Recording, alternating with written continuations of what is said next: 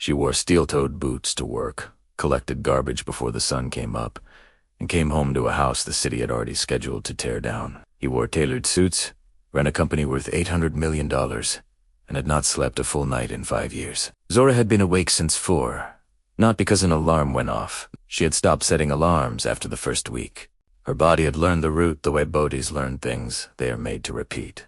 It woke itself up, swung its own legs over the edge of the bed, and put its own feet on the cold hardwood floor. She dressed in the dark, work pants, long-sleeved shirt, thick socks. She sat on the edge of the bed and laced up her boots, heavy steel-toed, mud-caked from yesterday. And she did it without thinking. One laced, then the other, the way her mother had taught her to do hard things. One step at a time. Not the whole thing, just the next step. She was 18 years old. Before she pulled on her vest, she went to the kitchen and ate 4 crackers with peanut butter standing at the counter. That was breakfast. That was most mornings. The peanut butter was almost gone. She would need another jar by Thursday, which meant managing the envelope carefully this week. The envelope lived in the bottom of her boot bag. Whatever was left after the power bill and the water bill she had been paying under the previous account number, the one she still remembered from childhood, the one she had given the tired man on the phone. When she first moved in and he had restored the power without asking a single question she could not answer. She had been afraid he would ask questions. He had not. She ate the 4 crackers. She drank water from the tap. She pulled on her orange vest and picked up her gloves from the desk. Her hands, even gloved, still carried a smell at the end of shift that no amount of washing fully removed. Something metallic and organic and specific to the work. She had gotten used to it. You got used to most things if they were the price of staying. Then she stopped. On the windowsill, the bracelet was catching the first gray light of morning the way it always did. Gold. Thin. A single word engraved in French. She did not wear it to work. She left it on the windowsill, where she could see it every morning when she woke up and every evening when she came home. A compass point to one object she owned that said, "You came from somewhere. You were someone's daughter." That is still true. She went downstairs and walked out into the dark. Her route that morning took her through the central business district. She moved fast the way you move, when your body knows the work before your mind does. Bins outside restaurants, loading docks behind office towers. The glass buildings along the waterfront are just beginning to catch the early light. She was on her 3rd block when she stopped. A building on the corner, 4 team floors, glass and steel, and above the entrance in brushed metal letters she had now passed 3 times on this route without being able to simply pass. 2 Road Energy Group. Her father's name, on the side of a building, $800 million of everything he had built while she was gone, while she was in Canada, eating dinner in a small house outside Toronto, pretending to be someone the world did not know existed, while she was learning to answer to a different name, while she was sitting beside her mother's hospital bed in the last 3 months watching a woman get smaller and quieter until one morning she did not open her eyes. She'd come back to the city with nothing. No money. No plan. No documentation. She had come back because when her mother died, and she stood in that small house asking herself, where did you go when the last person who knew you were alive was gone? The answer was not complicated. It was just a street. A white house on a street in the city with a porch swing and a creek on the 3rd stair. She stood on the sidewalk and looked up at his name without deciding to. Her hand moved to the front pocket of her vest, where the bracelet was not, because she never brought it to work, because it stayed on the windowsill and found nothing. Her hand came back empty. She stood there for 8 seconds. She thought about the 14 floors, the glass, the brushed metal letters, the man somewhere inside that building who had stood at a graveside with her name on it and had not known. He was grieving, something still alive.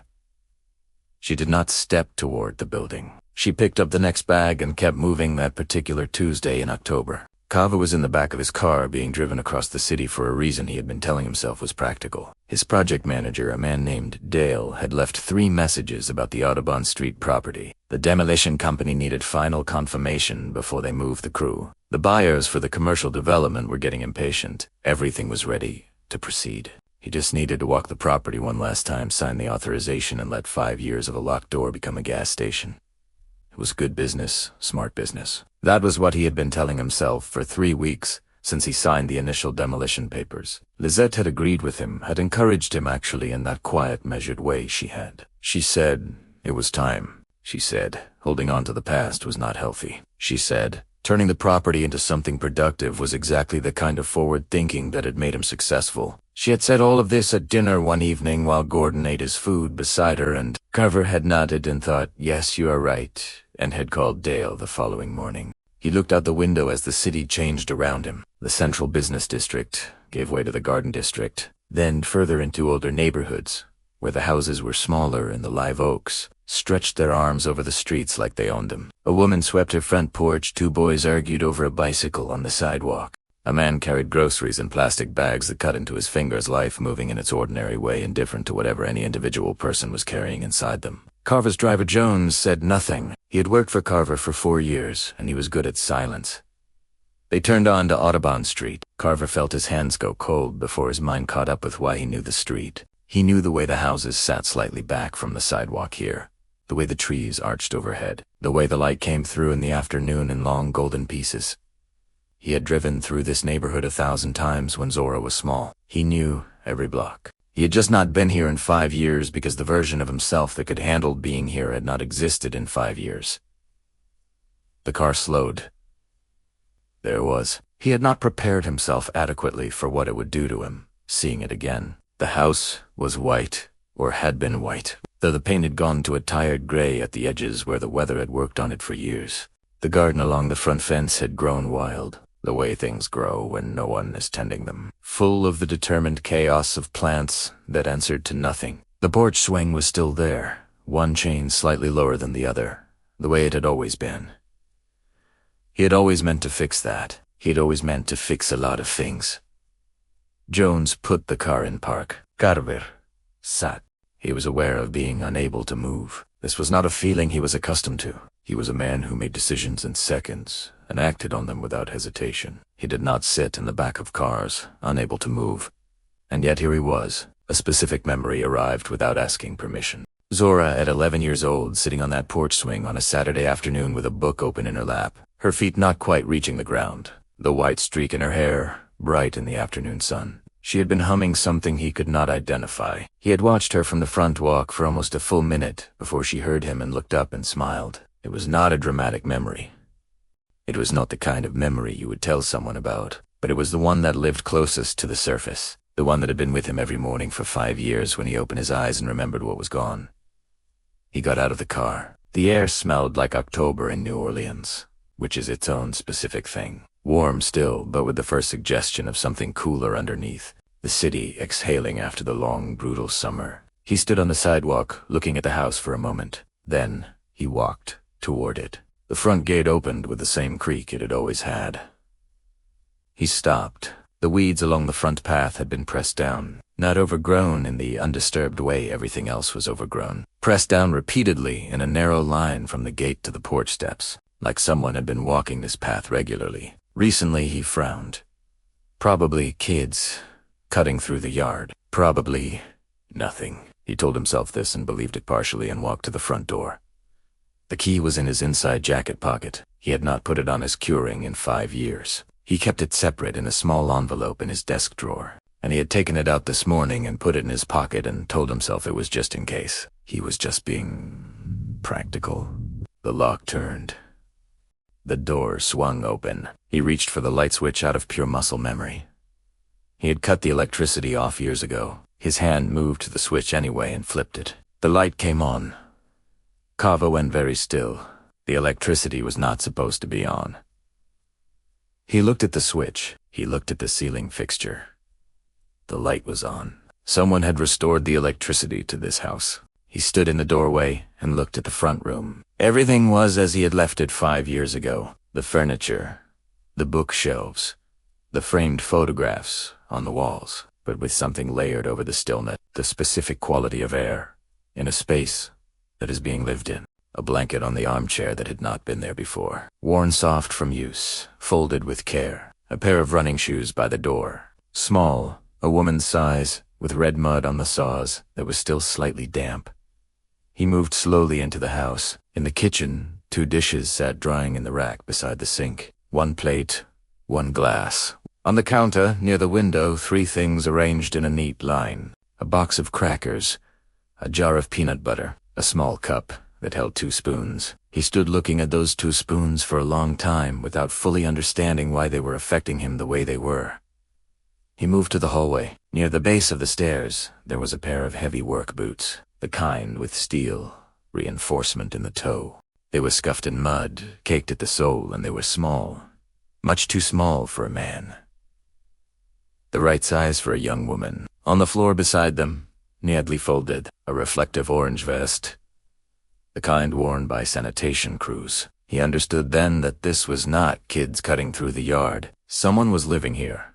He stood at the base of the stairs and looked up. The house was quiet. Whoever was here was not here now. He thought about calling out and did not. He thought about leaving and could not. Some pole he could not name was drawing him up those stairs, and he had stopped fighting poles. He could not name somewhere around year 3 of the grief, when he ran out of energy for resistance. He climbed the stairs. The landing. The hallway. 3 doors. The first door. The small bedroom at the end of the hall stood open. He could see from where he stood that it was empty, undisturbed. The second door. The bathroom, slightly ajar. Nothing unusual. The third door. Zora's bedroom. He had not been able to think about this door directly in 5 years. He had approached it in his mind 1,000 times, and turned away every time because whatever was on the other side of it in his imagination was too much. Too many mornings, too many homework battles, and too many goodnight conversations, and too many moments of ordinary fatherhood that he had not known were the best moments of his life until they were over. The door was not fully closed. A sliver of light at the edge. He pushed it open. The room was not empty. Someone had been living in it. The bed was made, not carelessly, but with deliberate neatness. The blanket smooth and tight at the corners. On the small desk sat a notebook, closed, and a pen. A jacket hung on the back of the chair, dark blue, worn at the elbows. On the wall beside the window, 3 photographs had been pinned up, small printed, on regular paper. He moved closer to look at them. The first photograph was of a woman he recognized, even after years, even in age. Celestin, she was standing in front of a house he did not know, somewhere in what looked like winter, snow on the ground, and she was smiling at whoever was holding the camera. She looked older than he remembered her. Quieter, but she was smiling. The second photograph was of an elderly woman he did not recognize. Dark-skinned, white-haired, small and upright, in the way of people who have spent a lifetime carrying themselves with dignity. She was sitting on a porch somewhere, and she was looking at the camera with an expression he could not fully read, but that contained something like peace. The third photograph was of no one. It was a picture of this house. This exact house. Taken from the front walk in the daytime, the porch wing visible, and the overgrown garden, and the tired paint. Someone had stood on the sidewalk of the street and taken a photograph of this house and pinned it to the wall of this room like a compass point. Like a destination. He turned from the photographs. On the windowsill, catching the October light, was a bracelet. Carver Road had not cried in 5 years.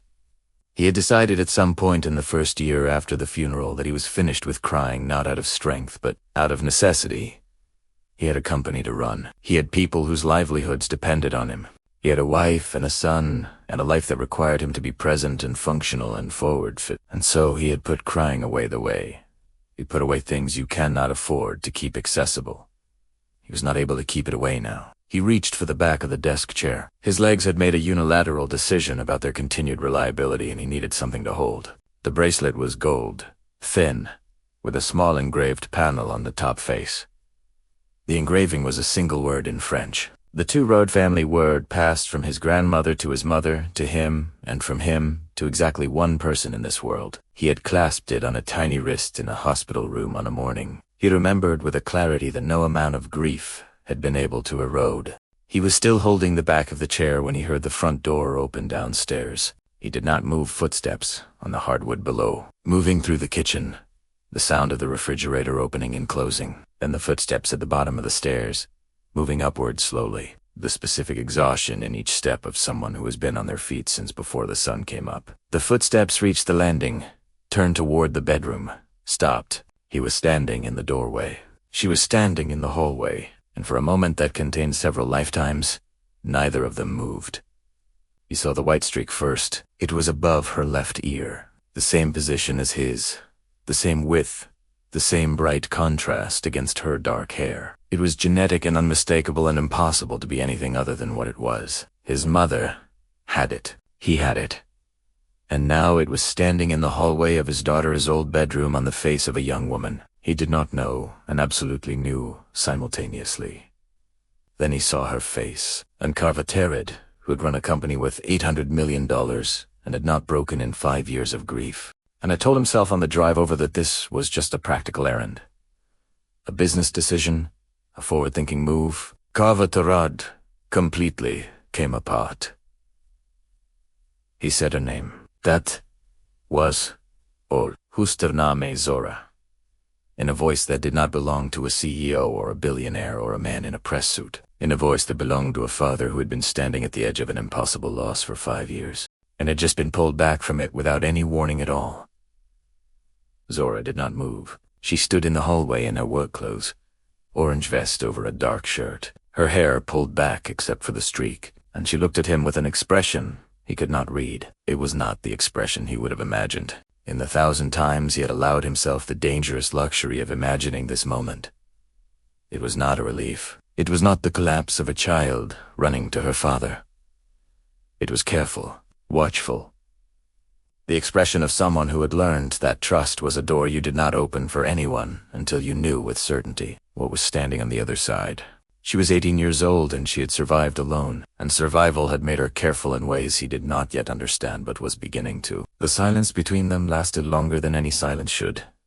Then she said quietly and without drama, "I did not think you would come back to this house."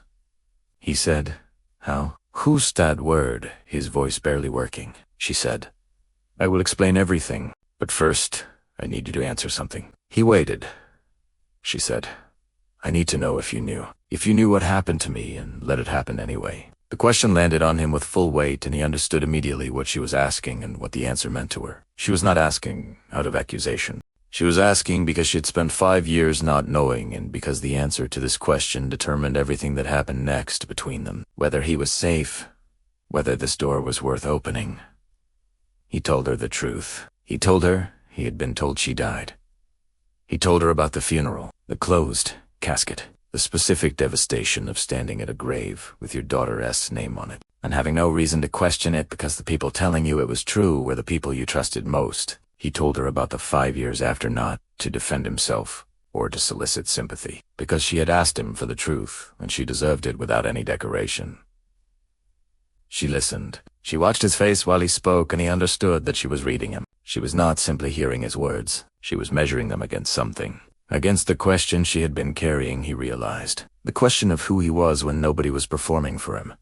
When he finished, she was quiet, tense aside. "My mother died 3 months ago. In Canada, I did not know where else to go." He heard the word mother and something moved through him. He asked about Celestine. His voice was different now.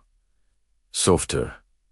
Carrying something he had never let himself carry before, because carrying it would have meant admitting things about choices he had made and their consequences. Zora told him Celestine had died in October. Quietly. In a small house outside Toronto. She had been sick for 2 years and had not told Zora how sick until near the end. He sat down on the floor. Not on the bed, not on the chair. The floor, because his legs had decided they were finished and the floor was what was available. He sat there in his suit on the floor of his daughter's old bedroom, and he did not perform anything. He just sat with it. Zora looked at him on the floor.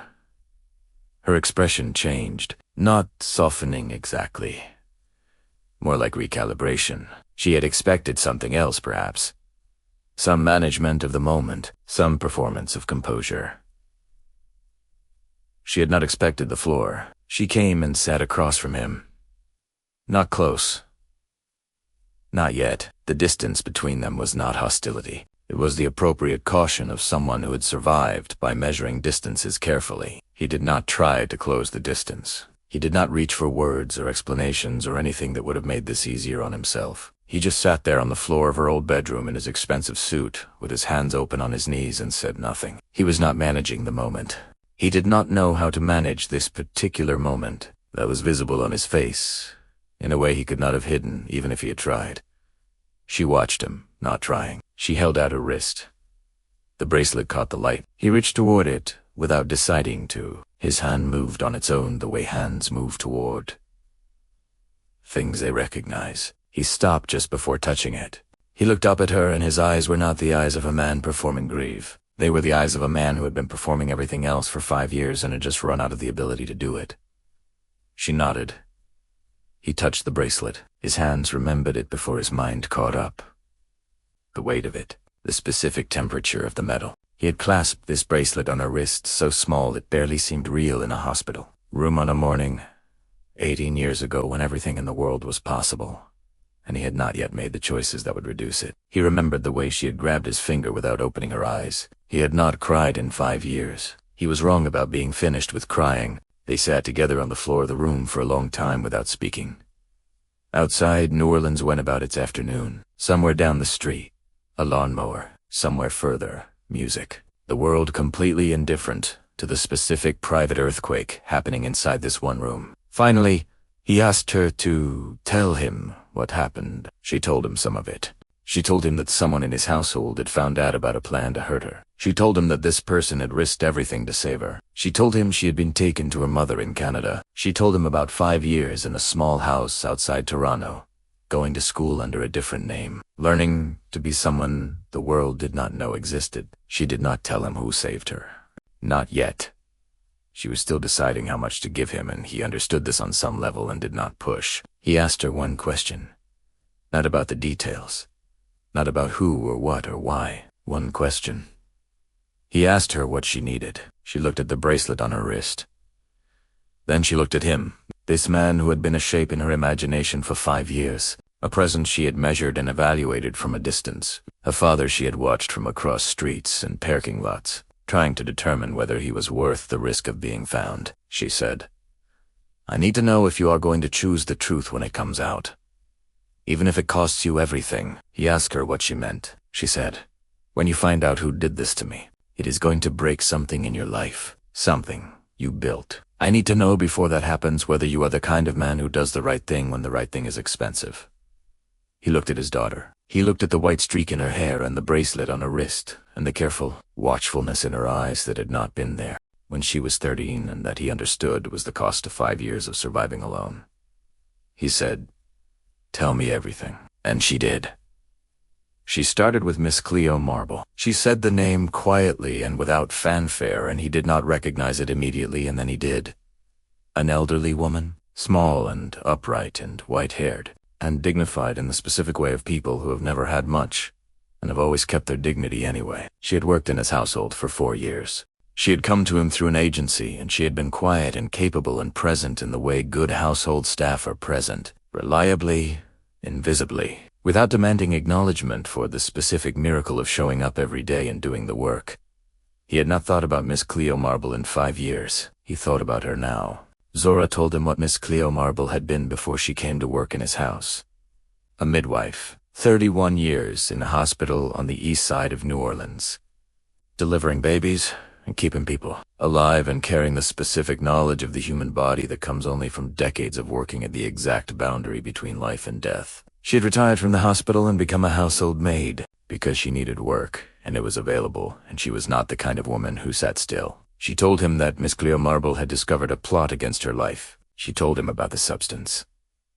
About Lizette finding the will in his wardrobe and doing the arithmetic, and making a calculation so cold it made Zora's chest beat 2 times faster any time she thought about it. About Lizette giving Miss Cleo Marble the substance and telling her to put it in Zora's food. She told him that Miss Cleo Marble had switched it. She had replaced whatever Lizette gave her with something harmless, and said nothing, and gave nothing, away and gone about her work as if she had been asked to do nothing more extraordinary than clean a kitchen. And then she had begun to plan. She told him about Miss Cleo Marble using her retired midwife's knowledge to simulate the symptoms of death in a young girl, slowed breathing, Weak pulse, specific and convincing, and enough to satisfy the doctor who had been paid to certify what Lizette needed certified. She told him about a retired doctor from Miss Cleo Marble's former hospital, about a phone call made in secret, about an agreement reached between two old people who had spent their professional lives deciding that every life was worth the effort of saving, about the night they removed her from the mortuary before the burial and the specific terrifying silence of that drive, the girl barely conscious, the old woman holding her hand and telling her she was going to be all right. She told him about being taken to the airport, about Miss Cleo Marble pressing an envelope into her hand, everything she had saved, which was not much but was everything, and telling her that her mother was waiting and that she was going to be safe and that she should not come back until she was old enough to protect herself. She told him that Miss Cleo Marble had then returned to his house and cooked breakfast the following morning. She had served Lizette coffee and eggs and said nothing. She had attended the funeral. She had stood at the graveside with the rest of the household, staff, and mourned publicly the death she had privately prevented, and she had continued to work in that house for 2 more years before her health declined and she retired, and she had died without telling anyone, without a thank you or a recognition or a single acknowledgement that she had done one of the most extraordinary things one human being can do for another. She had saved a childless life at the cost of everything, and she had never asked for anything in return. Carver had not spoken for a long time. When Zora finished, he was looking at the window at the October light coming through at the small photograph of an elderly white-haired woman sitting on a porch with an expression that contains something like peace. He said her name, just that Miss Cleo Marble, in the way you say the name of someone who deserved more than the world gave them. The silence that followed was different from all the silences before it. Then he said, "Who gave her the substance?" Zora looked at him. She had been waiting for this question. She had been watching him since she came up those stairs, measuring him against the question of who he was when the performance was stripped away. She had watched him sit on the floor. She had watched him touch the bracelet with hands that remembered. She had watched him listen to Miss Cleo Marble's story without flinching or deflecting or reaching for comfort. She had made her decision. She said it was Lizette. He did not explode. He did not deny it. He did not reach for the comfortable alternatives. "Surely you are mistaken. Surely there is another explanation. Surely the woman I have been sleeping beside for 6 years did not look me in the face every day knowing my daughter was alive." They sat with Italiano. She watched him process the arithmetic of it. Lizette finding the will. Lizette seeing the 95% allocation. Lizette being pregnant with Gordon. Lizette handing an elderly woman a substance intended to kill a child. Lizette holding his hand at the graveside of the empty coffin. Lizette's 6 years of dinners and conversations and bed and business decisions and the raising of a son together. All of it built on top of a thing she had done and never confessed, and never would have confessed if this morning had not happened. He asked Zora one question. Quiet. Specific. He asked her if she was certain. She told him what Miss Cleo Marble had told her. The specific details that left no room. The substance and the switch and the coordination with the doctor and the specific words Lizette had used when she gave Miss Cleo Marble the instructions. Details that could not be invented. Details that only someone who had been there could know. And how did on say? Then his phone rang. He looked at Italiano Dale, his project manager. He answered it because something told him to. Dale said, "Mr. Tarit, I've been trying to reach you. I wanted to confirm the demolition crew is scheduled for tomorrow morning, 6 a.m. Miss Lizette called this morning and said you wanted to move the date up. She said you wanted it done before the end of the week. We've got the crew confirmed. Everything is ready to go. Just wanted to make sure you're still good to proceed." Carver went completely still. He looked at Zora. She had heard.